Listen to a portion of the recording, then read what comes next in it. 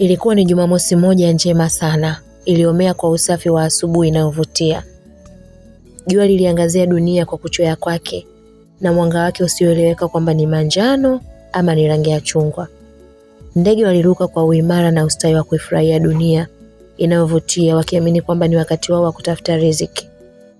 Niliteremka kwenye daladala baada ya kuwasili Majoe, kituo kinachoitwa Viwege kwa Mpemba. Nilikatiza mitaa ya Viwege kwa Mpemba nikitafuta nyumba ambayo niliifuata baada ya kushuka kwenye daladala. Njiani nilikutana na mabinti 6, walikuwa wakikimbia kwa haraka sana bila kuelewa shida hasa ilikuwa ni ipi. Nikajiuliza mbona wanakimbia. Muda huo nipo katika vichochoro visivyopitika usiku, lakini kawaida watu wanapitaga asubuhi. Mbona mnakimbia sana? Kuna nini huko mtokako? Ilibidi niwaoji kwa sababu walipokuwa wanatoka wao mimi ndo nilikuwa naelekea. Usiende huko dada. Kuna kijana mmoja huko. Huyo kijana ni tishio la mtaa mzima. Usithubutu kusogea. Binti moja alinijibu na kuendelea kukimbia na wenzake. Mimi binafsi sikuelewa maana yake ni nini. Kwa nilibaki nimesimama pale pale. Kwanza nikimbie na kimbilia wapi? Mimi ni mgeni. Ndio kwanza nimewasili hapo. Nitakimbilia wapi? Kimbia we dada. Sauti ilipazwa na mmoja wa wale wasichana ambao walikuwa wakikimbia. Nikabaki hapo hapo sielewi wapi nikimbilie. Ghafla nikasikia kishindo. Kilikuwa ni kishindo cha nyayo nzito sana kikija upande wangu. Nilihisi kuzimia kwa kishindo tu jamani. Sikutaka kusubiri. Niligeuka ili nikimbilie popote pale. Ghafla mkono wangu ukashikwa. Nilitetemeka sana baada ya kufumba macho yangu na kuanza kupiga kelele. Nikasema niache tafadhali. Niliongea kwa hofu sana huku nikizidi kushikilia mtandio wangu ambao ulikuwa umezifunika nywele zangu. Mimi sio yule wa zamani. Nimebadilika sana Sabrina. Ile sauti pamoja na kutajwa kwa jina langu vilinifanya nikae kwa utulivu. Na mapigo ya moyo wangu yalikuwa yanaenda kwa kasi sana. Yaani kwa mbio isiyostahimilika. Alikuwa ni nani huyu ambaye anatamka yale maneno? Alikuwa nani ambaye alilijua vyema jina langu? Moyo wangu ulijipa 70% ya usalama kabla ya chochote. Nikakumbuka huyu mtu anaweza kuwa mbabe kwa yoyote yule na kwa kila mtu na kila mmoja, ila sio mbele yangu mimi. Kwangu mimi alikuwa ni mtu dhaifu sana toka hapo awali. Nigeuka taratibu huku nikiwa nimeinamisha macho yangu, nikijitahidi kutomtazama usoni. Niamini Sabrina, nimekuwa yule uliyomtaka awe. Sipo kama kila mtu anavyonichukulia. Nadhani wewe kidogo utanielewa mimi. Sauti yake ya simanzi ilizidi kunichanganya. Ni kweli kila neno lake lilikuja na sauti inayosikika kwa ukweli na umakini. Hapo awali alikuwa akitumia sauti hiyo ya ustaarabu kila alipokuwa akikutana na mimi. Na alijaribu kutaka jibu lake la upendo kutoka kwangu. Ila mara hii niliamini kabisa kwamba kuna kitu ambacho hakipo sawa juu yake. Nilijaribu kuinua uso wangu na kumtazama. Chini alivaa buti kubwa kama alivyokuwa kazoea kuvaa. Au ndo anaitaga buti la mgambo. Afu alivaa suruali ya jinsi yenye mikato ya kisasa. Kwa vijana wa kileo ndo fashion haswa. Nilimpandisha hadi kujua t-shirt aliyokuwa ameivaa ilikuwa ni ya rangi ya blue. Alikuwa msafi na nadhifu sana na shingoni alikuwa plain bila micheni yoyote ile kama nilivyokuwa nimemzoea hapo awali. Usoni kwake hakuwa na plasta kila eneo, bali alikuwa msafi na mtanashati. Utanashati ambao nilikuwa nauona kwa mbali sana enzi hizo. Enzi ambazo alikuwa tishio kwa kila mmoja. Pua yake ndefu na kali ilimfanya aonekane wa kipekee sana na asiyekuwa na makuu. Huku macho yake mviringo yakimetameta kwa machozi, kana kwamba alitamani sana kuonewa huruma. Kwa kutazama ngozi yake iliyojaa ulaini na unadhifu, vilifanya niamini kwamba huenda kweli kabadilika. Kichwani kwake alivaa kofia ambayo ilikuwa imefunika uso wake kwa nusu ya juu. Ilihisi maumivu na moyo ukinikimbia. Kweli alikuwa yeye.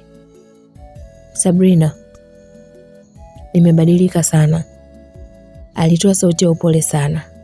Nikamwambia sawa, naomba niende Afaizi. Nilimjibu hivyo bila kuchangia hoja yoyote ile, na yeye hakuwa tayari kuniachia.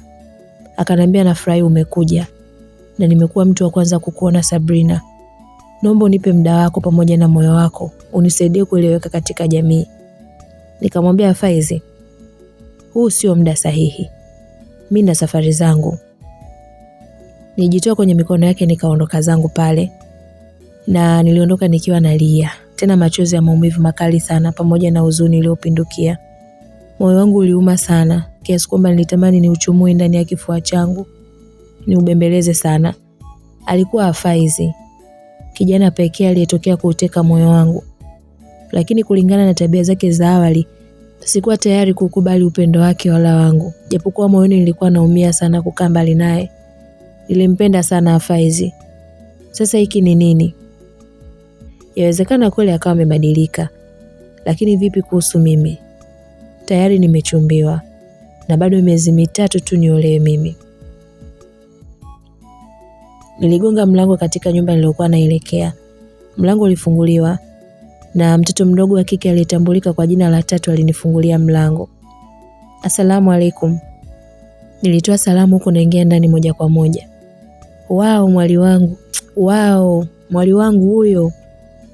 Mwanamke mmoja mnene maji ya kunde aliyevalia kipini puani, katika uso wake alichonga wanja kana kwamba alikuwa akihudhuria sherehe. Na mtandio wa dela aliokuwa kauvaa alinichangamkia sana huku akinitandikia mkeka chini. Nikamwambia ndio nimekuja. Akanambia hapa umefika sehemu sahihi mwali wangu mzuri. Tatu, umesalimia wewe? Tatu akasema hapana. Nilitaka nimsalimie wewe ndo kaanza kumsemesha. Akasema mtoto una haya wewe. Salimia huko. Nikasema atasalimia tu sijali. Atasalimia nini? Hivi ndo utaenda kulea watoto wako huko unakoenda Mwali wangu, kuwa makini kwenye malezi ya mwanzo ya watoto. Lakini bibi sinasalimia. Aunti Sabrina shikamoo. Nilimwitikia vizuri, alafu Tatu hakuchelewa akaondoka zake. Mama yako hajambo? Hajambo. Salamu ilichukua muda kiasi, kwa sababu aliuliziwa kila nilikuwa nimemwacha nyumbani kwetu. Nililazimika kujibu kwa sababu nilihisi kwamba ni moja kati ya mafunzo niliyoyafuata hapo kwa ajili ya ndoa. Muda huo ilikuwa bado ni asubuhi na mwanamke huyu alilazimika kunifunza kitu kimoja baada ya kingine na kufanya nikirudia kila wakati. Kwa kweli ndoa hizi zina vijimambo haswa. Kutwa nzima nilikuwa napewa mafunzo ya ndoa, namna ya kumshika mume hadi ashikike mtoto wa kike. Nikawa napiga picha namna itakavyokuwa nikiwa na huyo mume wangu. Salale. Huyo mume mwenyewe sasa. Msela tu. Sio msela. Shida nilokuwa nayo mimi ni kwamba nilichumbiwa na mtu mwingine. Lakini mawazo yangu yalikuwa ni kwa Faizi. Faizi ndo msela. Nilihisi huzuni sana. Kwa nini sasa naolewa na mtu mwingine? Majira ya jioni nilitoka kusudi niwahi daladala niweze kuelekea nyumbani kwetu Gongo la Mboto. Huko ndiko nilikokuwa nimetokea. Nikiwa njiani nakatiza mitaa kukitafuta kituo, ghafla nilizungukwa na wahuni katika kichochoro kimoja hivi kilichokuwa kinaogopeka sana maeneo ya Kampala. Kila muhuni alitokea upande wake huku akizidi kunizingira bila kuelewa sababu. Mrembo, mmoja wao aliniita hivyo kwa kijaribu kunisogelea. Wengine walitoa vicheko vya kutisha sana. Yaani nikawa muoga kupindukia. Mkumbuke huyo ndo mrembo aliyemuondoa kundini bwana mkubwa. Kijana mmoja alikuwa na rasta kichwani pamoja na rafudhi ya kichuga alizungumza hivyo huku akipeleka mkono kwenye shavu langu. Nilikuwa nakwepesha uso wangu asithubutu kunigusa, lakini singekuwa rahisi kujisaidia. Ni mzuri lakini japo haonekani kuwa mtamu kama ganja. Mwingine alikuwa na upanga mkononi mwake alisema hivyo. Mmoja akasema hatuna muda wa kupoteza bwana, tumshughulikie. Maneno yao yalinitia uoga sana. Kifua changu kilikuwa kinapanda na kushuka. Huko nikiwa nimekumbatia kifua changu na uso wangu nilikuwa najaribu kukwepesha kwa nguvu nisije nikaguswa jamani. Mnahisi mpo sahihi kumgusa hata kwa pumzi zenu? Hiyo kauli ilisafirisha masikio ya kila mmoja wetu aliyekuwa eneo lile na kupandisha juu ya ukuta ambao ulikuwa haujakamilika kujengwa. Alikuwa ni Faizi. Alikuwa ameketi juu ya hilo boma huku akilamua na kutema maganda. Moyo wangu ulipata hofu zaidi ulipomuona. Japokuwa niliamini katika uwezo wake, lakini bado alikuwa akinitia hofu. Si asubuhi tu alitoka kusema kwamba amebadilika. Mbona tena muda huu analeta mambo hayo? Kishindo kizito sana kilitia katikati ya dimba na kusababisha kile aliyekuwa karibu yangu aanze kutetemeka. Kweli Hafaizi alikuwa akiogopeka sana. Oya Masela, mtanikuta chimbo. Mmoja wao aliwaaga wenzake na kutimua mbio kabla hata ya Hafaizi kufanya chochote. Waliobaki walitamani wakimbie, lakini tayari walichelewa kwa sababu Hafaizi alianza kuwatembezea kichapo bila kutoa neno lolote lile. Bali wao ndo walikuwa wakijibu na kumwomba awaache. Hawatokaa wanigusi hata wakiniona wapi. Walimwahidi kwamba hata ikitokea wamekuta wanaonewa watanisaidia. Nyie, kupendwa na Msela kuna raha yake jamani sometimes. Nilianza kuwaza ujinga sasa. Baada ya kujishtukia nikamlaani shetani kwa hiyo akili. Akamwambia poteeni haraka. Yaani hakuna hata mmoja aliyekuwa na hamu ya kubakia hapo. Baada ya kila mtu kukimbia, macho ya Hafizi yalinigeukia mimi. Nilikuwa na wasiwasi mwingi sana. Sabrina, nikamwambia asante. Nilitoa hilo jibu na kutaka kuondoka zangu. Sabrina, nisikilize. Naomba muda wako. Alinikinga njia. Hakuwa tayari kuniruhusu nipite nimwache namna hiyo. Nikamwambia pisha njia Hafizi. Hakuwa tayari kunipisha. Akasema sikulazimishi, lakini sitokuacha uende hivyo. Sabrina, unajua vyema kwamba mimi kwa sasa hivi nimebadilika. Aliniambia tena vile, yani nikabaki kumtazama kwa dharau. Sikusubiri kumjibu kwa hasira. Hivi nadhani mimi ni mjinga sana Hafaizi? Yaweza kuwa kweli umebadilika. Lakini vipi nikukute hapa katika hili jengo? Haya si ndo maeneo ambayo wewe siku zote huyaita maskani kwako? Huna nyumba mbadala zaidi ya hapa. Nyumbani kwenu ulishaondoka zamani. Hata sidhani kama wanajua kwamba upo hai. Na sasa hivi nimezingirwa tu tayari umeshatokea. Kwa maana ipi nishindwe mimi kuelewa kwamba wewe bado ni mwenzao? Si ndio Naweza kuwa mjinga, lakini nina akili pia. Lakini Sabi, niache. Niliupangua mkono wake, akanikumbatia kwa nguvu. Akanambia siwezi. Siwezi kukuacha. Nimewasili hapa kwa wakati kwa sababu toka asubuhi sijakaa mbali na engo zako. Muda wote nipo kando na nyuma yako. Ulienda kwa Bi Maua. Nilidhani umeenda kutembea, kumbe ulienda kwa ajili ya mambo yenu. Sabrina, unataka kuolewa na mwanaume mwingine? Kauli yake ilikuwa ya kushtua sana. Alijua kama naolewa. Hivi Nicole alinifuatilia mpaka kwa Bi Maua na kujua kwamba naolewa. Nilibaki kukodoa macho. Hata hivyo alinikumbatia kwa nyuma. Nikamwambia Hafaizi. Akanambia Sabrina, sitokuwa tayari. Siko tayari kwa hilo. Nitakosa kila kitu lakini sio wewe. Nimekubali kutengwa na jamii. Nimekubali kuacha kila kitu kwa sababu yako. Nimekubali kila kitu. Nimekubali kila matokeo Sabrina, lakini sijakubali na sitokubali uwe na mtu mwingine. Alizidi kuegemea mwili wangu ambao kwake aliamini kwamba ni tulizo la moyo wake. Kwa uking'ang'anizi wa Hafaizi nilijikuta natoka pale 1:30. Hakuniacha mwenyewe mpaka alipohakikisha naingia kwenye daladala, na yeye pia hakuacha kuingia. Sikutaka kuuliza ni kwa nini kaingia ndani ya daladala, kwa sababu nilielewa kwamba kapania kunilinda mpaka nafika nyumbani. Muda wa kutoa nauli alinilipia. Sikuwa na siti, lakini kuna mtu ambaye alimtazama tu kwa macho yake. Yule mtu akainuka na kumpisha. Hafaizi akanambia nikae. Sikutaka kukaa, ila kuepusha shari ndani ya gari nilikaa mwenyewe tu. Daladala ilisogea vituo kibao, hatimaye naye akapata pa kukaa. Hakukaa kwingine zaidi ya pale nilipokuwa mimi. Hafaizi, unanipa karaha sana. Nilimwambia lakini hakujali. Furaha yake ilikuwa ni ukaribu wangu kwake basi. Baada ya kuwasili Gongo la Mboto, Hafaizi alinisindikiza mguu na njia mpaka nyumbani kwetu. Nyie, hii dunia hii, usiombe upendo na mtu ambaye amewahi kuvuta bangi. Hafaizi alikuwa kama kichaa. Baada ya kuwasili nyumbani, kwanza nilikimbilia chumbani kwangu, afu nikasimama dirishani. Kwa mwanga wa mataa yalivyokuwa yanamulika, niliona akipotelea na mwisho wa taa. Nyie, mimi nilikuwa mwenda wazimu haswa. Naolewa na mtu mwingine, lakini mawazo yangu yote yalikuwa kwake. Faizi licha ya uzuri wa sura yake bado aliuteka moyo wangu usiokuwa na hatia. Kwa hilo tabasamu, shemeji yangu Abduli atakuwa na bahati sana dada Sabi. Ilikuwa ni sauti ya mdogo wangu. Nikamwambia yaweza kuwa. Nilimjibu tu hivyo. Maana mdogo wangu ni mtu mwenye maneno sana. Kwa sababu hata ningemwambia kwamba natabasamu kwa ajili ya Faizi asingenielewa. Mama alikuja chumbani kwangu, nikasalimiana naye kwa sababu pale sebuleni niliwapita kama mtu nisiyekuwa na akili hivi. Kweli Faizi ndiye aliutawala moyo wangu kiasi hicho.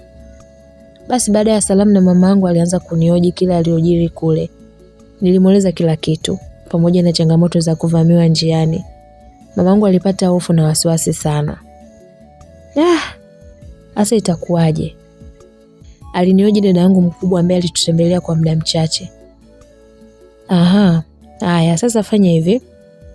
Nitaongea na Bi Maua ili tujue moja. Wewe ukae kwake au yeye aje akae hapa? Niliwaza kama akija hapa inamaanisha sitoenda huko na sitomuona Faizi tena. Hapana mama, yule ni mtu mzima na mume wake. Sio sahihi kwa yeye kumfuata Sabi hapa. Dada yangu ndo alisema hivyo. Nikasema kweli dada.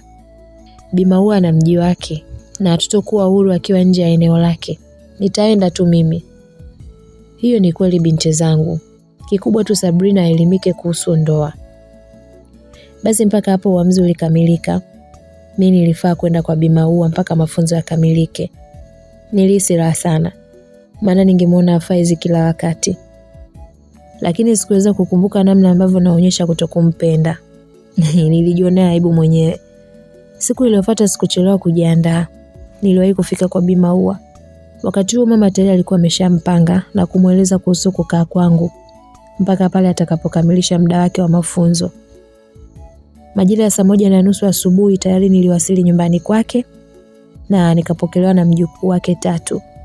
Maisha yangu yalihamia huko kwa muda huo na ilikuwa ni kwa sababu ya usalama wangu. Siku moja nilitoka na kwenda sokoni kwa ajili ya kufanya manunuzi ya chakula. Ukweli nilitamani sana kumuona Faizi siku hiyo. Sijui ni kwa nini, lakini nilitamani sana kumuona. Sikuweza kujivunga kutoroka na kutoka nje, wakati najua kabisa kwamba Bi Maua hayupo. Nilipofika nje nilikutana na Tatu. Alikuwa akitoka kuchota maji kwenye nyumba ya jirani. Nikamwambia Tatu, naomba nikuagize. Ila usiseme kwa bibi, sawa? Nisikilize kwanza mimi afu ndo niambie Aunti Sabi. Tatu alinijibu hivyo. Nikamwambia sawa, niambie. Akaniambia unamjua kaka Afi? Alikuwa Faizi. Lakini hakuwahi kuaminika hapo mtaani wala hakuna mtoto ambaye utamani kumsogelea. Nikamwambia ndio namfahamu. Alilenga pointi yangu. Akaniambia alikuwa anatamani sana kukuona. Kwanza nilisisimka mwili sana kwa kuambiwa hivyo. Kweli Faizi alitamani kuniona mimi. Mwenyewe pia nilitaka sana kuonana naye. Afu niambie kama uko tayari ili nimjulishe kwamba mtonana saa ngapi. Kilichonishangaza ni vipi Tatu kaweza kuzungumza na Faizi. Nikamwambia kwa ni Tatu, wewe haumuogopi Faizi? Akaniambia sijawahi kumuogopa kaka Afi mimi. Watu wote wanasema kwamba ni mtu mbaya. Lakini mimi namuona wa kawaida tu. Hajawahi kunifanyia chochote kibaya. Alipoongea hivyo nilijikuta navuta kumbukumbu ya miaka miwili nyuma huko. Tabia za Faizi. Alikuwa ni kiumbe wa kutisha sana. Nikamwambia sawa, mwambie nitaonana naye mida ya 2 usiku. Anikute dukani kwa Warioba. Nilimpa maelekezo Tatu ambaye hakusubiri niongee kitu kingine. Bali yeye moja kwa moja alikimbia uelekeo ambao nilikuwa naenda. Alipoondoka nilizidi kutafakari Faizi wa zamani. Kunyang'anya mali za watu, uizi, hivyo vyote vilikuwa ni kawaida kwa upande wake. Alikuwa akipelekwa polisi asubuhi, basi jioni utakutana naye mtaani na wala hawazi. Ulevi, masuala ya hovyo ndo vilikuwa mambo yake. Kupigana, uvutaji bangi, isipokuwa swala moja tu, swala la wanawake. Hakuwahi kulipa kipaumbele hata siku moja. Makutano yangu na yeye ni siku moja niliyowasili katika mtaa mmoja hapa Majoe, uitwao Matofalini. Nilikuwa naenda kumtembelea shangazi yangu. Nilikuwa mida ya 1:00 jioni hivi, ndio niliwasili kwa kuchelewa kidogo. Nikapanga kukaa mwezi mzima huko. Sasa nikiwa naelekea njia ya nyumbani kwa anti, ghafla nikabananishwa kwenye uchochoro usiotisha. Nilishtuka sana kwa sababu sikutegemea kutokewa na njemba zisizoeleweka. Tulia hapo hapo. Panga ilielekea shingoni kwangu, huku mapigo ya moyo wangu yakipanda na kushuka. Mikono yangu ilijibana yenyewe kwenye ukuta wa jengo ambalo bado halijakamilika. Bila kusumbua niliegemea ukuta huku nikiwa na hofu. Pumzi zangu zilipishana kama mtu aliyetoka kukimbizwa na kifua changu kilipanda na kushuka, yani kama maji mferejini. Unaogopa? Una pesa wewe? Lilikuwa ni swali la teja ambaye uso wake haukufanania kuwa sawasawa na vibaka wengine. Sema alikuwa hatari kama moto. Na hilo swali lilinishangaza sana. Nilishindwa kuongea, nikafumba macho yangu. Toa pesa wewe. Toa kila ulichonacho. Ilikuwa ni sauti ya vibaka wengine kando yangu. Nikasema sina chochote mimi. Sina chochote mimi. Nilijitahidi sana, hatimaye nikatoa maneno yakasikika. Huna chochote? Si una mlo ya ndama wewe? Tupe utelezi utembee au tuchukue kwa nguvu. Jamaa mmoja aliyekuwa na sura ngumu kando na aliyekuwa akaniteka aliongea na kumsukuma aliyekuwa akanibananisha. Oya jamaa, unajua sifanyi kazi hizo. Ilikuwa ni sauti ya kibabe, japokuwa iliashiria utu ndani yake. Kwa wakati huo tayari mtandio wangu ulikuwa umevutwa kando na kifua changu kilikuwa kimejiachia na kubaki wazi. Nilikuwa naogopa sana, yani nilikuwa natetemeka mpaka haikuwa poa. Nikaambia niachieni tafadhali. Hilo ndo ombi pekee lilotoka kinywani kwangu. Oya, tuliza domo. Mmoja wao aliniambia hivyo. Nitaondoka kwanza. Alizungumza kijana aliyekuwa amenishika mwanzo baada ya kuona sina maajabu miongoni mwa kila nilichokuwa nacho. Sepa, we mngese wewe, hujui utamu wa vitumbua. Utageuzwa bwabwa wewe. Kauli ya kugeuzwa bwabwa ni kama ilimuuma sana huyo jamaa. Yaani aliitwa bwabwa kama shoga. Ni wazi haikumfurahisha. Na kila aliyekuwa karibu yake alimcheka sana. Ni vile tu peke yangu nilimuona akikunja ngumi mikononi mwake kwa hasira sana. Na kugeukia wenzie. Alimpiga mmoja baada ya mwingine. Badala wanibaki kama walivyopanga, walianza kupigana wao kwa wao. Yangu yalikuwa macho. Nikashindwa kuinuka pale chini kwa sababu nguo zangu zilikuwa zimechanwa na nilibaki nusu nibakwe. Kupiga kelele sikuweza, kukimbia sikuweza. Sijui nini ambacho kilinikuta miguuni. Baada ya muda ule kijana aliweza kuwapiga wenzake na kuwalegeza sana. Hawakuchelewa kuinuka kusudi wa muandame. Nikiwa najivutavuta pale kuinuka nikimbie, nilishangaa na nyanyuliwa mkono kama kifaranga. Nyanyuka tukimbie. Kwa kweli akili ni nywele. Zangu niligawa muda huo jamani. Nilikimbia mbio kufuatana na huyo kaka ambaye mwanzo alikuwa wa kwanza kunikaba na panga, akinitazama machoni. Mkamateni huyo, afia hawezi kutugeuka mazee. Au vijana wenzao walimkimbiza nyuma, yeye akiwa hajali kuhusu kitu chochote kile zaidi ya kuniondoa eneo la tukio. Kwetu mahali ambapo nilikuwa naenda nilipaona. Mlango ule pale niliuona vizuri, lakini nilishindwa kuingia. Nilipitiliza kwa sababu nilishikwa mkono na huyo kaka ambaye kwa muda huo sikumjua jina. Yaani zilikuwa ni mbio tu, moja kwa moja hadi kwenye geto moja ambalo mlango wake ulipigwa teke kama funguo. Na humo tukaingia wawili sisi. Nilisukumwa kitandani kama mzigo, na hapo nguo yangu ya juu ilimaliziwa, na yeye akavua shati lake na suruali. Alichukua shuka na kutupia juu yake, juu ya kitanda. Nikiwa chini yeye juu yangu. Nilikuwa natetemeka sana. Mpumbavu zake. Sijui ni vipi alianza kunibusu. Nyie huyu kaka hana adabu. Kwa sababu sikuwa nimewahi kudeti na mtu yoyote yule. Nijikuta na msukumo huko natoa sauti zisizoeleweka kwa kisi ile ya kwanza maishani mwangu. Tukiwa tunaendelea na tukio la kipumbavu kabisa kama hilo, kwa sababu mimi pia nilileta ushirikiano. Ghafla mlango ulipigwa teke kama hapo mwanzo na watu wakazama ndani moja kwa moja. Oi, Afi. Kwa pamoja walisita, baada ya kukutana na sisi tukibusiana. Mtu akisimama kwa nyuma, moja kwa moja anaweza kufikiria kwamba labda tulikuwa tunafanya tendo la ndoa. Lakini sio hivyo hata. Oya jamaa, samahani. Ni vile una heshima na tendo au sio? Tutakuacha mzee. Tumekubali wewe sio bwabwa mzee baba. Wenyewe kwa vicheko visivyoeleweka waliondoka zao. Ndipo msela wangu akatulia huku akinipumlia juu. Nyie. Kumbe mapenzi yanakuaga na raha pekee. Nilijikuta natamani kiss kwa mara nyingine. Macho yangu yalilegea na kuwa mekundu kwa hisia, kama nyanya yani. Sijui niseme nini. Yaani ni aibu tupu. Kaka watu hakuwa na mpango wa kufanya chochote kile na mimi. Lakini kwa sababu yake nilijilegeza na kupagawa kama kichaa. Samahani. Aliniambia hivyo baada ya kuinuka alipokuwa kanikalia. Afu alijinua taratibu kwa akinipa nafasi ya kuinuka. Nililegeza jicho langu kubwa lililompa ishara ya kwamba mimi nataka zaidi. Sijui ilikuwaje. Alinipa mkono wake ikiwezekana niinuke. Niliinuka taratibu, lakini nilikuwa uchi. Yaani juu sikuwa nimevaa nguo yoyote ile. Huku chini nguo yangu ilikuwa imechanika sana kama matambala. Samahani pia.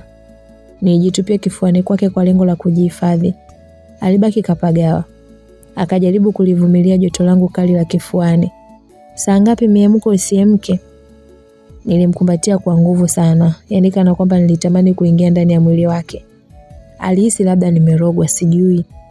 Kwanza alikuwa na kifua kizuri kipana. Mwili wake ulitosha sana kuniaminisha kwamba yeye ni mwanaume shupavu na aliyekuwa na mvuto wa kipekee. Aliinua sura yangu iliyokuwa imejaa aibu. Macho yangu yalifunga, lakini kwa kuinuliwa vile kwa mapozi niliyafungua. Yule kaka aliniambia tu naitwa Faizi. Kisha akaanza kunibusu mimi. Jamani, sijui kwa nini alinitajia jina lake. Au labda hakutaka kumbusu mtu kwa kumdhamilia bila kujuana majina. Baada ya denda la muda mrefu tulijikuta nyie, mapenzi yalaaniwe. Kisi ilichukua muda mrefu sana na kutupeleka moja kwa moja kitandani. Nilifanya mapenzi yangu ya kwanza na bikra yangu ilitolewa pale na mtu ambaye kwa wakati huo nilimtambua kwa jina tu. Huku yeye akiwa hajanijua. Na huo ndo ulikuwa mwanzo wa kujuana kwangu na Faizi. Nilipata penzi lake kwa miemko tu. Sikuwa namjua wala hakutambua hata jina langu. Na kuanzia siku hiyo nilimpenda mwenzenu. Yaani nilipenda kuanzia muda ule ule. Na kuhusu yeye sijui alipata siri gani katika mapenzi yangu. Ghafla aligeuza moyo wake na kuanza kunifuatilia mimi hapa kila uchao. Basi hiyo ndo story yangu ya nyuma kati yangu mimi na Faizi. Hatimaye alitimu majira ya 2:00. Nilitakiwa kuonana na Faizi. Nilitembea miguu yangu taratibu sana baada ya kumtoroka Bi Maua. Mpaka pale nilipowasili nyuma ya duka la Warioba. Nilisimama kwa tahadhari sana kwa sababu mtaa ule ulikuwa umejaa wahuni na wadada wa ovyo sana. Ukionekana binti mpole kama mimi inakuwa shule pevu. Nikiwa nimesimama hapo ghafla uso wangu ulizibwa na mikono minene, mikakamavu na laini. Harufu nyembamba ya perfume ambayo niliwahi kuvutiwa nayo ilisikika nyuma yangu, kuja katika ngome za pua yangu. Sikuambiwa wala sikuwa na haja ya kufikiria sana kwa sababu nilimfahamu huyo mtu alikuwa ni nani. Afi, nilimuita. Akateremsha mikono yake kutoka kwenye uso wake kuja mabegani kwangu. Shingo yake ndefu iliinama kwa unyenyekevu sana na kidevu chake kikagota kwenye bega langu. Nimekumisi sana Sabrina. Alizungumza hayo maneno nikijaribu kutoa mikono yake kwangu, lakini haikuweza kuwezekana. Sabi, naomba nitulie kidogo. Sauti yake ya kubembeleza ilinitia wazimu. Wakati huo ikumbuko mimi ni mchumba wa mtu jamani, lakini moyo wangu ulikuwa kwake. Afi, niache. Nilijikuta mgumu, wakati hata mimi mwenyewe nilikuwa namtafuta. Akaniambia, Sabrina, najua umetoroka kwa Bi Maua na yote ni kwa ajili yangu. Kwa nini usinipe nafasi ya pekee na maalum? Kwa kuwa tayari umepata nafasi, naomba unisikilize kwa makini. Namaanisha kwamba nahitaji kuzungumza na wewe. Aliniambia hivyo. Niligeuka taratibu na kumuomba nafasi ya kupumua. kwa sababu alinibana na mwili wake. Akanambia sawa. Aliniachia nikamgeukia. Nilipomgeukia kitu cha kwanza kabisa ilikuwa ni kumzaba kofi la nguvu kwenye uso wake. Sabi. Aliniita kwa mshangao. Nikamwambia naomba uniache Afi. Kwa nini umeng'ang'ania moyo wangu sana? Wewe ni kibaka tu wa mtaani. Wewe ni gangster. Huna future, huna maisha, huna uelekeo wowote ule. Upo tu. Kwa nini umeuteka moyo wangu? Sasa hivi hapa nilipo nimechumbiwa. Lakini mawazo yangu yote ni kwako. Kwa nini unanifanyia hivi? Nililalamika kana kwamba alikuwa na hatia kwa kila chozi langu. Na hiyo ndio ilikuwa mara yangu ya kwanza kuelezea hisia zangu kwake. Tangu hapo awali, jibu langu kwake lilikuwa ni mimi na wewe hatuwezi kuwa sawa wala hatuwezani mpaka abadilike. Hakushindwa kuachia kicheko cha furaha na haraka sana aliwahi kuruka na kunikumbatia kwa nguvu. Sabrina, asante sana. Nikamwambia sitaki asante yako Afi. Bado haina maana yoyote kwa sababu wewe bado ni yule yule tu. Nilimwambia hivyo akanishika mdomo. Akanambia hapana Sabi. Mimi ni mwingine kabisa. Kwa miaka miwili mimi ulioniacha nyuma yako, nimeweza kubadilika kwa kiasi kikubwa sana. Tena sana. Kwa sasa mimi ni Afaizi mwingine kabisa. Sinywi pombe, sivuti sigara, siibi wala simkabi yoyote. Natafuta kwa mikono yangu ili nipate riziki zangu. Japo hakuna yeyote katika jamii anaweza kuniamini mimi. Sabi, nimebadilika sana. Kweli tena nimebadilika sana. I've changed a lot. I'm changed. Sabrina kama angekuwa mtu baki, basi angeungana na jamii kuamini kwamba Afaizi haujabadilika. Shida ni moja tu, kwamba umeuteka moyo wangu. Na achaje kuamini kila neno litokalo kwenye kinywa chako Afaizi. Nilimwambia hivyo akanikumbatia kwa nguvu. Akanambia Sabrina, nashukuru sana kwa sababu umeniamini. Natamani kila mtu aniamini pia. Natamani kugonga mlango kwenye nyumba ya kila mmoja wanielewe. Aliposema hivyo sikuacha kumkumbatia na kumtuliza. Nikamwambia haihitaji nguvu kubwa sana kwa jamii kukuamini. Isipokuwa hatua chache sana na vitu vichache sana vya kipekee unavyohitaji wewe ni matendo. Matendo tu ndio yatakayodhihirishia jamii yako kwamba wewe umebadilika kweli. Sabrina, nifanye nini mimi? Sihitaji kuogopwa na yeyote yule. Afi, mimi hapa nitakusaidia. Lakini katika usaidizi wangu, kumbukumbu zako ziweke akilini kwamba mimi kwa sasa nimechumbiwa. Ulikuwa ni ukweli uliomkera sana huyo Afaizi. Lakini alikuwa na lengo la kuaminiwa na kila mtu. Na mimi pia nilitamani kuona nia yake kwa kile alichoamua. Baada ya mazungumzo ya muda mrefu nilimwaga Afaizi nikarejea kwa Bi Maua, ambaye sijui kama alifungua mlango wa chumba changu kuhakikisha kama nilikuwepo au la. Lakini nahisi hakufungua kwa sababu hata hakunitafuta kwenye simu. Asubuhi iliyofuata nilikutana na missed calls 6 kutoka kwa mchumba wangu Abdul. Lillahi bilahi. Ile simu ilikuwa inanikera mwenzenu. Yaani sikuwa na utamani uchumba wangu na huyo mwanaume katu. Mawazo yangu yote yalikuwa kwa Afaizi. Baada ya kuona sijapokea simu zake, babu yule alituma ujumbe mrefu sana wa maneno. Tena maneno makali mno. Kiufupi alinikera. Ila kwangu mimi alizoeleka. Aliandika hivi: mwanamke gani wewe hujui kuthamini neno uchumba? Usiku mzima nakupigia simu hujapokea, na asubuhi hii pia umeshindwa kupokea. Huko kwa kungu na wanaume zako ambao wanakuridhisha, si ndio? Ndio maana hujali wala una uchungu na pesa zangu nilizotoa mahali nyumbani kwenu. Nilitamani kuujibu ule ujumbe. Ila muda huo ukaingia ujumbe mwingine. Mwanamke maskini siku zote fikra zake hubaki kimaskini tu. Umekoswa haya, umeshindwa kupokea simu zangu. Ukihofia huyo bwanako kibamia atafoka. Tena mwambie huyo shoga hana maajabu mbele yangu. Nitamtafuta na nitamjua. Shingo yake itakuwa halali yangu. Aisee. Kiufupi nilihisi kumcheka.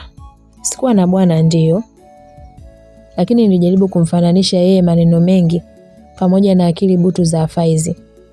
Nikatamani niwakutanishe ili nishuhudie mechi ya Kichina ikiwa Tanzania. Tena majoe.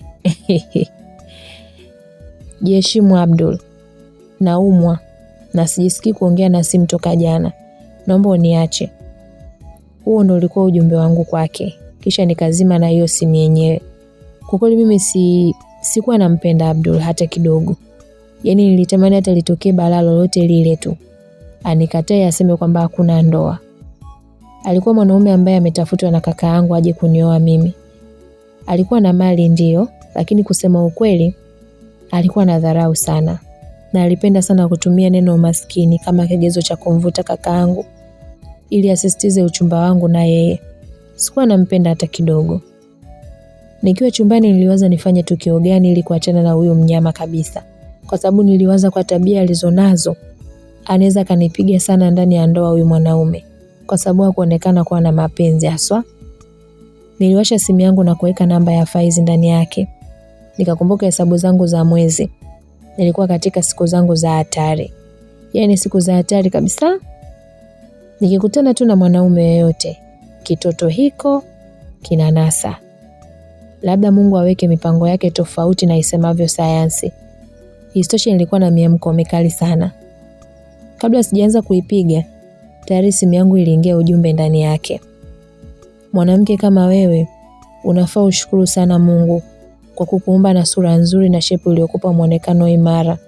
La sivyo, ungeishia kuolewa na yeyote kama alivyo dada yako. Nilitukana mwenyewe kimya kimya baada ya kukatisha ule ujumbe. Nikaendelea kusoma, maana ulikuwa bado unaendelea. Uumwe ndio ushindwe kupokea simu zangu. Hata kutamka tu neno moja, mpenzi, mimi mkeo naumwa, unashindwa? Mbona una akili wewe? Kwenye kichwa chako kumejaa nini? Pesa huna, akili huna, unaishije hapa mjini? Kuwa kama kaka yako, ananishikilia kama shilingi. Lakini wewe unachezea kwenye tundu la choo. Huyo ndo mchumba ambaye anaenda kunioa. Mkimuona huko mtaani huwezi kuamini. Ni anajiweka kiustadhi ile mbaya. Niliona sasa anataka kunizoea. Sikuchelewa kumpigia simu na haikuchukua muda ikapokelewa. We mwanamke, aliniita hivyo. Nikamwambia sikiliza we msengeleni. Unathubutu vipi kujiamini na kuitukana familia yangu kama unavyotaka wewe? Kama ni kuhusu mali yako, tafadhali sana baba. Waweza kuendelea. Sina haja wala ulazima wowote ule wa kuolewa wala kuishi na wewe. Kwa kipi ulichonacho? Mali au wingi wa fedha? Hata mimi nina uke. Nikihitaji naweza kupata zaidi ya hizo. Upo? Na kuuliza upo babu wewe? Tena unikome sana. Nimekuvumilia we, sasa naona unataka kunipanda kichwani. Unajifanya mwema sana mbele ya familia yangu. Ili hali kwako mimi naoga matusi kila muda. Na kuchukia kuliko dhambi zangu. Sina jinsi. Yaani nakubali tunachoambiwa. Ila sasa inatosha. Mshenzi kabisa wewe. Nilimtukana haswa. Sabrina, unathubutu kunitukana? Huyo kungu wako ndo anavyokufunza? Sasa basi nakuja huko muda huu. Nakuja. Hakika nitawapa somo la pekee wewe pamoja na somo wako sijui kungu wako huko. Nakuja. Nipe muda mchache. Nikamwambia tafadhali weka oda. Kwa sasa hivi kitumbua changu kiko ordered. Ukihitaji huduma weka appointment babu wewe. Sina muda wa kuongea na wewe. Acha nihudumie bwana wangu. Nilimkatia simu huku nikisikia neno Sabrina likiitwa kwa hasira. Nilicheka kwanza, nikazikumbuka hasira zake. Wakati huo nikasema acha nimpigie tuone. Bila shaka simu ilikuwa tayari imepasuliwa. Kweli bwana, nikajaribu kuipiga. Majibu yakaja, namba unaoipigia haipatikani kwa sasa. Wewe huduma kwa wateja hata usihangaike. Najua kapasua simu. Niliongea hivyo mwenyewe, nikajikuta nacheka sana. Abdul bwana, kisilani sana. Ulikuwa unamgombeza nani mwali wangu? Bi Maua alinioji. Nikamwambia ex wangu, najitahidi sana kumweka mbali na mimi asiniharibie ndoa. Akaniambia umefanya vizuri sana mwali wangu. Kwa sasa hakikisha unaweka vibwengo wote mbali. Aliniambia hivyo nikatabasamu sana. Nikamwambia haswa, nitahakikisha kila mtu anakaa mbali na mimi. Nibaki na yule barafu asali wa moyo wangu. Naona nimefanya kazi kubwa sana kukupa somo. Kweli wewe muelewa. Nikamwambia hiyo ni kweli. Nilimjibu kisha nikamwomba ruhusa ya kutoka. Ukweli mimi sipendi kukubana, lakini mtausi unaujua binti yangu umejaa wahuni tele. Wahuni kila kona. Nikamwambia nitajihadhari Bi Maua, wewe usijali. Akanambia sawa, ila hakikisha unakuwa makini sana huko uendako. Baada ya kuniambia hivyo nilimhakikishia kwa kichwa changu kwamba mimi ni mtu mzima na najielewa. Kwa kujilinda lazima, naelewa nifanyacho. Aliniamini na kunipa ruhusa yeye mwenyewe. Niliondoka zangu nikiwa na furaha sana. Njiani nilimpigia simu Afaizi, nikamwambia naenda. Afaizi alihisi faraja, akanambia nikifika sitomkuta, lakini akanielekeza funguo zilipo. Yeye anatoka kazini, kwa hiyo atafika na chakula. Nilipanga kushinda nyumbani kwake siku hiyo na kufanya dhambi isiyotakiwa, kwa sababu tu nilitaka sana kuachana na Abdul na nilihitaji sana kushikamana na Afaizi katika kupambana na jamii isiyomuelewa. Mida ya saa 4 Afaizi aliwasili pale geto kwake. Akakuta namalizia kufanya usafi. Mavazi yangu ya kuficha mwili mzima niliyatandika kwenye henga kwa sababu nilikuwa mwali. Kwa hiyo haikufaa kwa mimi kuonekana kwa kila mmoja. Sabi aliniita baada ya kuingia ndani. Na haraka sana pale pale mlangoni nilimrukia na kumkumbatia. Nilijua ananipenda sana. Kwa moyo wake ungeruka sarakasi kwa kuniona tu. Sembuse kumbatio. Afi, nimekumisi sana. Nilimwambia hivyo na mabusu juu. Lakini Afaizi alikubali kumbatio langu na sio busu. Alinisukuma kidogo. Akanambia ni ukweli ulio wazi kwamba nakupenda sana Sabi. Sana sana. Na kupitia penzi langu kwako kwa mara ya kwanza nilitamani kuishi na wewe katika ulimwengu wa mapenzi halisi. Lakini kwa sasa nimeamua kubadilika. Ulisema wewe ni mchumba wa mtu. Nikuchukulie hivyo. Nakupenda sana. Na ndio maana naitanguliza heshima yangu kwako. Sitofanya hiki unachokitaka wewe tukifanye. Kama kuzungumza ni sawa, ila sitaki kuvunja mipaka yangu.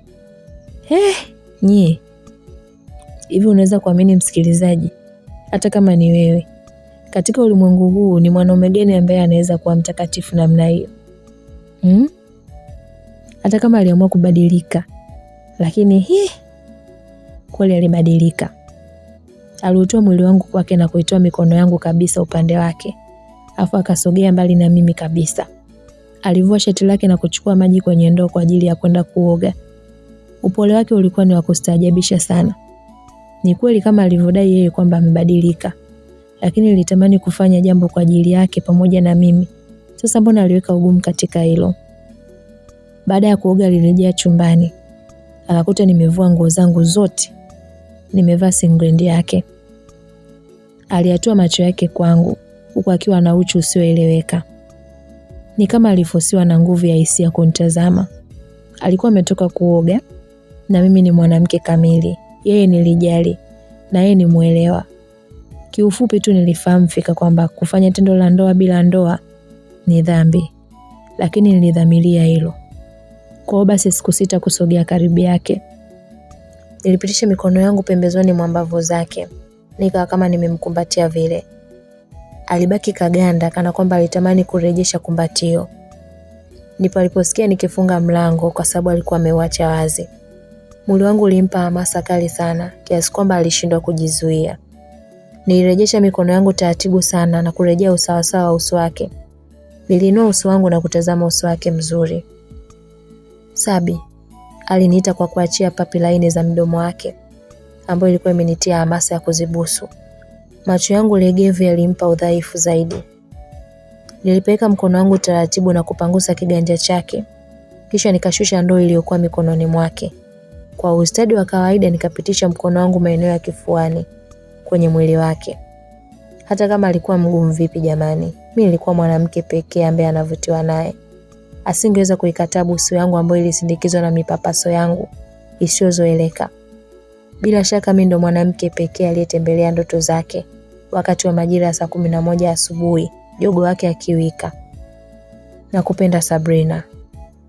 Kwa miemo mizuri iliyovutia masikio yangu alitamka hayo maneno.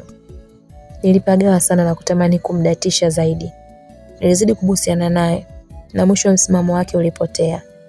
Sikatai alisema kwamba kabadilika, lakini sikutaka iwe kwangu pia. Baada ya muda mrefu kidogo kupita, kila mmoja wetu alikuwa tayari kesharidhishwa na mwenzake. Nilimgeukia Faizi ambaye hakuwa na sura ya kunitazama. Uso wake ulijaa hatia kwa sababu ilikuwa ni kama hakudhamiria. Ni bahati mbaya tulitokea kwake. Afii, naomba unisamehe. Sikuwa na jinsi. Nimelazimika kufanya hivi. Mimi nakupenda sana. Nilimwambia kisha nikamkumbatia tena. Lakini hii ilikuwa na maana gani? Ni kweli unanipenda, lakini hujui kutaka nikuoe. Nikamwambia sikuwa na imani na wewe hapo mwanzo, lakini kwa sasa hivi nakuamini na nitakuwa upande wako. Nimefanya hivi kwa sababu nahitaji kupata mtoto na wewe. Nahitaji kuvunja uhusiano wangu Afii. Nilitamka hayo maneno nikijitoa kwake na kufumba macho yangu kwa aibu. Nilihisi labda Afii atakasirika kwa sababu hiyo, lakini nilishtuka baada ya kuhisi kumbatio tamu zaidi kutoka kwake. Afii, nilihisi nitakuchukiza zaidi. Akanambia hapana, ni furaha kubwa sana umenipa. Nimefurahi sana kusikia kwamba utavunja uchumba wako, kwa sababu nilifanya kila kitu kusudi uwe wangu, kusudi usinikatae tena. Lakini ulivyotamka neno kuchumbiwa nilihisi kuvunjika moyo sana. Nilihisi kupoteza kila kitu, na nikabaki na jambo moja tu, kuaminisha jamii kwamba nimebadilika. Nifanye kila kitu kwa ajili yangu mwenyewe. Nikamwambia nisamehe Afii. Nilikubali kuchumbiwa kwa sababu sikupata mrejesho wako kamili. Na hata leo hii nimetoa penzi langu kwako nikiwa na imani ya kuwafanya watu wa familia yangu wakukubali na wakubali uchumba wetu. Niweze kuvunja uhusiano wangu na mwanaume yule kwa urahisi. Akanambia nimekuelewa, lakini hii sio njia nzuri. Aliniambia hivyo na kunipa sababu. Ni kweli haikuwa njia nzuri. Mfano, labda wakati ambao watu walifaa kuamini kwamba yeye kabadilika na mimi tumbo langu likajionyesha, haitakuwa rahisi kwangu kuwaelewesha kwamba ilikuwa ni njama ya kufanikisha kuvunja uchumba. Aliniambia hilo nikabaki kushika midomo yangu. Kweli nilikosea, lakini haikuwa sababu ya mimi kulaumiwa, kwa sababu sote tulikuwa na miemko ya kimwili. Kwa hiyo nilishauri tuanze kila kitu siku hiyo. Baada ya muda nilirejea nyumbani kwa Bi Maua. Nilipowasili nilikutana na ugeni, ambao kiufupi tu niliuhisi tu kwamba ni ugeni ambao naufahamu. Zilikuwepo gari mbili nje ya hiyo nyumba. Wageni wako wamekuja anti. Alinipokea tatu na taarifa juu. Nikamuuliza unawafahamu hao watu? Akanijibu hapana. Lakini mimi hapa niligundua kwamba ni kina nani. Nilitembea kwa kujiamini sana mpaka ndani, yani bila uoga wowote. Nikabu iliteremshwa kwenye uso wangu. Nikafika sebuleni na kuwaona wageni ambao kamwe sikutamani kuonana nao kwa wakati huo. Asalamu alaikum. Nilitoa salamu mbele yao na kukaa katika sofa la pembeni. Mmoja alikuwa kakaangu, huku mwingine akiwa ni mchumba wangu Abdul. Alisema atakuja na kweli alikuja. Ulikuwa wapi Sabrina? Lilikuwa swali kutoka kwa kakaangu. Kaka, mimi sio mtoto wa kuchungwa hivi sasa. Hivi unajua sababu ilionitoa humu ndani leo? Akauliza sababu ni ipi?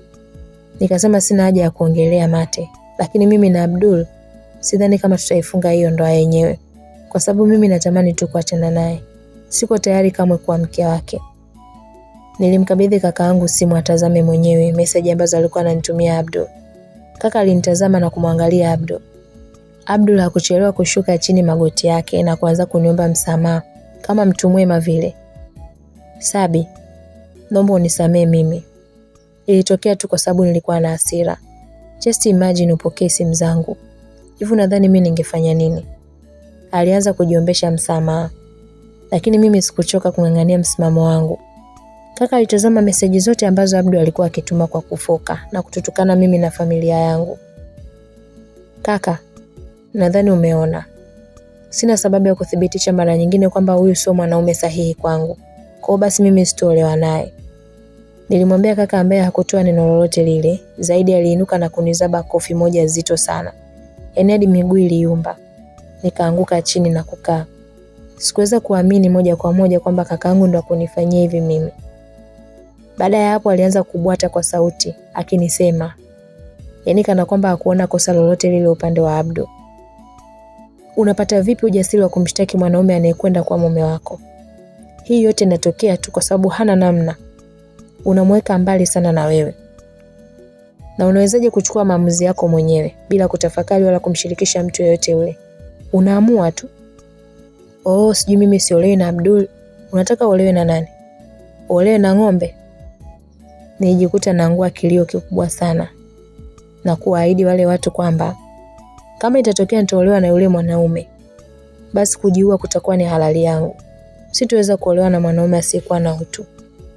Niliinuka na kutoka hapo, nikakimbia kabisa na kuelekea kituo cha daladala. Sikutaka kuwa mwali tena. Nilipanda daladala ambayo ilinipeleka moja kwa moja hadi nyumbani kwetu Gongo la Mboto. Nilipofika nyumbani niliingia ndani, nikakutana na macho ambayo yalinikazia kwa kiasi kikubwa sana. Kiufupi sikuyazoea. Kwanza ilikuwa ni kwa mama ambaye alinitazama kwa kukata tamaa. Binti yako hajawahi kuwa mwelewa. Amesahau kila kitu katika maisha yake mwenyewe. Amesahau sisi tumetokea wapi. Hatukuwa na mbele wala nyuma. Bila mimi kuajiliwa na Abdu, tusingekuwa hata na nyumba. Alifoka kaka ambaye alitokea chumbani kwake akija sebuleni. Yeye alikuwa tayari keshanitangulia nyumbani muda mrefu. Mimi sikutoa kauli yoyote ili kumjibu mtu kwa sababu nilizijua hasira zangu. Baada ya kaka kuniona pale sebuleni hakutaka tena niendelee kubaki nyuma. Aliniambia niondoke, nitafute pa kukaa. Isingekuwa rahisi kwangu mimi kuondoka. Sasa mimi naondoka vipi? Na naenda wapi? Nenda popote. Mama aliniambia. Yaani nikabaki na mshangaa. Hata yeye. Nikamwambia hata wewe mama. Mama akaniambia kama ukuwa muelewa na kumsikiliza kaka yako, mimi ni nani hadi nikuelewe wewe? Umevunja uchumba na mtu wa maana. Unataka nini kwenye maisha yako? Kiufupi jibu langu moyoni lilikuwa ni moja tu. Nataka amani. Sikutaka kujibizana na mtu yoyote yule. Kwa hiyo nilikaa kimya mwenyewe. Lakini sikutoa unyayo wala mguu wangu hapo. Sio adabu kwa mtoto yoyote yule. Mzazi akufukuze kwa maneno akwambie toka, uondoke. Kwanza hiyo itakuwa ni jeuri, kuonyesha kwamba ninapo pa kwenda, usinisumbue. Ila wakati mimi sikufanya kitu kama hicho. Kilio kilimtawala mama yangu, aliyekuwa na matumaini makubwa ya mimi kuolewa na Abdu. Hakulazimisha niondoke kwa sababu aliamini kwamba ni migogoro ya hapa na pale. Kwa hiyo tutaimaliza. Upande wa Majoe, Afia alionekana akitoka msikitini asubuhi. Watu wengi sana walivyomuona walibaki wakishangaa. Huyu alikuwa ni kibaka tu wa mtaani. Ni vipi yani aliweza kuongoza njia bila shuruti akaingia ndani ya msikiti? Mzee mmoja alivuta taswira na kumbukumbu ya siku moja msikitini vitu vilivyoibiwa na msako ukafanyika kwa vijana waliohusika kuiba. Afaizi pia alikuwa miongoni mwao. Lakini leo hii alionekana kama mtu aliyekuja kuswali kabisa. Yaani kufanya ibada hapo. Anajifanya kaja kuswali hapa, kumbe anapanga kuiba baada ya watu kutawanyika. Kijana mmoja alizungumza kauli hiyo, kiasi kwamba Afi mwenyewe alisikia. Hakuwa na njia ya kujitetea kwa sababu matendo yake ya nyuma yaliongea zaidi. Baada ya ibada kila mmoja alitawanyika kivyake, huku yeye akibaki akiomba toba kwa huzuni. Kichwa chake kilijawa na msongo wa mawazo. Kila alipofikiria labda dhambi zake ni nyingi zaidi kushinda uzio wa ibada aliyoifanya. Alijikuta hawezi tena kuendelea na toba. Akasema sijui niombe kwa lugha gani Mola wangu. Aliongea hivyo kwa akikumbuka tukio moja alilowahi kufanya. Mpaka wakati huo anajutia, na ndio tukio ambalo lilimtoa kwenye ikaeka za ubaya. Siku moja majira ya usiku alisikia sauti kwenye nyumba ambayo alikuwa anaishi mwanamke pamoja na kijana wake mdogo wa miaka 7. Walikuwa wakifurahia mlo wao ambao walikuwa wameupata kwa nguvu baada ya kuhangaika siku nzima. Yeye alikatiza maeneo ya dirishani na kusikia sauti za vicheko na mazungumzo yaliyomtia tamaa. Yaani mama kucheza tu na mtoto wake mdogo, kanipatia noti 50 za 10,000. Lakini pia nguo nzuri ambazo kasema kwamba nitavaa kila mara nikienda kucheza na Kaila. Ilikuwa kama dau lililopendeza sana masikioni kwake. Afaiza alisita kutembea, akatega sikio dirishani. Hiyo ni kweli. Huyo bosi wangu yuko busy sana na kazi. Hana muda wa kukaa na mtoto wake. Isitoshe mimi ni mkubwa na majukumu ni mengi sana. Kwa hiyo siwezi kucheza na Kaila. Iwapo utakuwa unacheza naye kila mara, utapata kiasi kikubwa zaidi kuliko cha leo mwanangu. Kweli mama. Niache jukumu la kutafuta pesa liwe jukumu langu. Hiyo nilopewa jana na leo ukiunganisha zinakuwa shilingi ngapi mama? Yule mama akasema kwa pamoja inakuwa 1,500,000. Kwa kuongea hivyo mtoto aliinuka juu na kuanza kurukaruka huku akitaja kile kiwango cha pesa. Jamani, maskini mtoto wa watu hana habari. Ni ghafla tu mlango wao ulipigwa teke na panga likavutwa kutoka nyuma ya suruali ya Faiz. Mtoto aliogopa sana na kukimbia kwa mama yake. Wewe ni nani? Mwanamke kwa kutetemeka alimhoji Faiz. Pesa ziko wapi? Aliwahoji huku akiwatazama. Yule mtoto mdogo aliogopa sana na kumkumbatia mama yake ambaye alikuwa amemkumbatia pia. Usiogope mwanangu. Kila kitu kitakuwa sawa. Mama mtu aliyekuwa akitetemeka pia alivaa ujasiri na kumlinda mtoto wake ambaye alikuwa anaogopa na kulia kwa wakati mmoja. Afue maza, acha mambo yako ya kingese bwana. Dogo sogea hapa. Faiz alianza kumvuta yule dogo. Ikabidi sasa huyo ndo akalete pesa. Hakuna mama muoga mbele ya mtoto wake. Yaani hapo alitamani kuitanguliza shingo yake kabisa. Kikubwa mtoto wake awe salama. Tafadhali muache. Nitakupatia pesa zote. Yule mama alilia kwa maumivu huku akizuiliwa kutoa sauti. Na hapo Faiz akamnyoshia panga kwa kumtisha. Akamwambia fanya haraka we maza. Wakati ananyosha panga kwa lengo la kumtisha, mtoto alijitosa kwenda kumkumbatia mama yake ili asikutwe na jambo lolote. Na hilo ndo lilikuwa kosa la dunia. Kwa sababu ni kama tu shetani aliufanya mkono wa Afi uteleze. Akajikuta tayari keshapitisha ncha kali za upanga kwenye shingo ya mtoto mdogo asiyekuwa na hatia. Hakuna aliyeamini kati yake yeye pamoja na mama wa yule mtoto. Faiz alibaki hoi pia. Hakutegemea kumuua yule mtoto. Yule mama wa mtoto alipatwa na kigugumizi cha ajabu na akalalamika sana. Yaani alianza kupumua kwa nguvu, hali yake ikawa mbaya. Sauti ya kutetemeka ilimtoka mtoto ambaye alikuwa anamtazama mama yake akihangaika na pumu. Faiz alihisi hatia pamoja na kuchanganyikiwa. Kwani ilikuwaje? Yaani yeye mwenyewe alijishangaa, akihofia kuhusika na mauaji ya kitoto kidogo pamoja na mama yake. Kila nafsi itaonja mauti. Ameweza kuhusika na mauaji yetu kwa tamaa za pesa isiyodumu. Iwapo hatokaa tubie, basi nafsi zetu zitamlilia kila siku. Ilikuwa ni sauti ya mtoto aliyekuwa katika hatua za mwisho za uhai wake. Faiz hakusubiri tena. Aliondoka na panga lake ambalo lilikuwa linavuja damu wakati huo. Kesho yake asubuhi alipata taarifa za msiba ambazo alikuwa nazo na alishuhudia vifo hivyo vibaya. Kuanzia siku hiyo, sauti ya yule mtoto ilikuwa ikirejea masikioni mwake muda wote. Na alisikitika kila alipomkumbuka na kutamani kujifikia shimoni. Kauli kadhaa za msichana aliyetokea kumpenda tangu siku ya kwanza zilimpa kumbukumbu ya neno. Ili kuwa na mimi, hakikisha unabadilika na uwe mtu mwema. Badilika ndo nikupende Faiz. Badilika, sio kama jamii inakuogopa, ila inakuepuka. Wewe ni chukizo. Badilika Faiz. Kauli zote hizo aliambiwa na mimi hapa kipindi ananitaka. Faiz alihisi maumivu yasiyoelezeka. Kila alipoyawaza hayo alijikuta akilia sana na kukosa amani moyoni mwake. Hakukumbuka kama muda huo alikuwa msikitini na watu bado walikuwa pale. Kijana, inafahamika wewe ni mtu pekee mwenye machungu wakati wa toba. Zaidi ya kila aliyehudhuria ibada ya leo. Hiyo ndo ibada ya kweli. Mzee aliyekuwa kando yake alimwambia hivyo na hapo Faiz akamgeukia. Akamwambia hakuna msamaha utakaopitishwa kwa ajili yangu kwa makosa nilionayo. Sijui ni vipi niombe msamaha kwake Mola. Yule mzee akamwambia kama walivyo walimwengu wanatazamana na kungamuana kwa maono ya macho tu, lakini uhalisia wa mtu upo ndani ya nyayo zake. Wewe ni wa pekee, unayeuelewa moyo wako uliojaa dhihaka na kujidharau kwa kiasi kikubwa sana kijana. Lakini usisahau Mola wetu muweza na muumba wa yote na vile vingi vilivyomo ndani yetu anatujua zaidi ya tunavyojijua. Kwa hiyo fanya toba ya kweli na Mungu atakusamehe. Yeye anaielewa zaidi nafsi yako. Yule mzee alizidi kumpa usia wa maneno mazuri na kumfariji kwa ajili ya kumtia moyo. Hatimaye alielewa, japokuwa sio sana, ila angalau alifarijika. Na baada ya kuondoka pale alinitumia ujumbe inbox na kunieleza kwamba akaanza kwenda msikitini.